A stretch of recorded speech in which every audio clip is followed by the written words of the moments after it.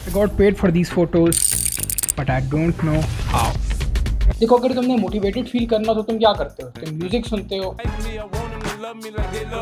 Movies देखते हो, videos देखते हो। That is complete bullshit, because तुम उस चीज से रिलेट नहीं कर सकते। देखो मैं क्या करता हूँ, I read good comments, client के रिव्यूज देखता हूँ, बैंक स्टेटमेंट्स देखता हूँ कि क्लाइंट ने मुझे पैसे दिए, I can relate to it, भाई ये काम मैंने किया। दूसरा, I watch my old projects, वो काम जो मैंने पिछले क्लाइंट के लिए किए या फिर खुद से किए, and by watching them I mostly feel cringe. Colour grading अजीब सी है, कैमरा टेढ़ा है।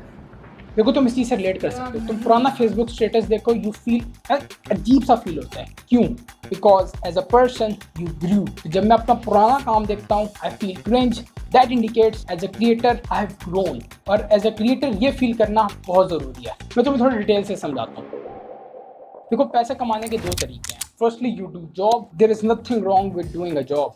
जॉब का फायदा ये होता है कि तुम्हें पता है कि आखिर में, महीने के आखिर में तुम्हें इतनी पे मिलती है, लेकिन तुम बोर हो जाते हो। क्यों? क्योंकि उसमें ग्रोथ नहीं है। तुमने पहले 3 महीने 4 महीने काम सीख लिया, अगले 3 साल तक काम वैसा ही है। दूसरा तरीका पैसे कमाने का है खुद काम करना, बिजनेस, फ्रीलांसिंग करना। तुम कभी बोर नहीं होगे क्योंकि हर दफा तुम ग्रो करते रहोगे। लेकिन as a creator you need constant improvement, और वो तुम दो तरीके से करते हो। सबसे पहले यू डाइवर्सिफाई योर स्किल। तुम अपना पोर्टफोलियो बढ़ाते हो, डिफरेंट कोर्सेज खरीदते हो, डिफरेंट चीजें सीखते हो ताकि तुम्हारा स्किल सेट डाइवर्सिफाई हो सके।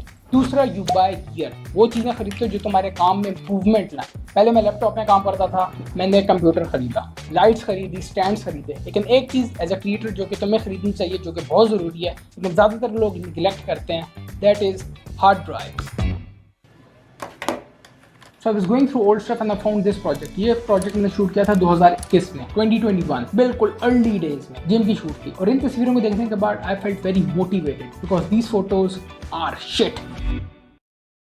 शुरू में भाई मुझे कुछ भी चाहिए, मैं फोटोग्राफी कर लूंगा, एडिट कर लूंगा, मुझे काम दे दो भाई। क्योंकि मैं वेडिंग से रिलेटेड काम करता था, तो मैं कोल्ड अप्रोच करता था ताकि मेरा पोर्टफोलियो डाइवर्सिफाई हो सके। जिम में जाके मैं अपना वेडिंग का काम दिखाता था कि भाई मैं तस्वीरें खींच लूँ आपकी। खैर मैंने जिम के लिए फोटो शूट किया, जो कि मुझे अभी तक नहीं पता उन्हें तस्वीरें पसंद कैसे आई, लेकिन मैंने जान लगा दी थी उन तस्वीरों पे, and those were the best photos at that time. Recently अभी मैंने 1 महीने पहले जिम से रिलेटेड शूट किया और तस्वीरें कुछ इस तरह की आई हैं।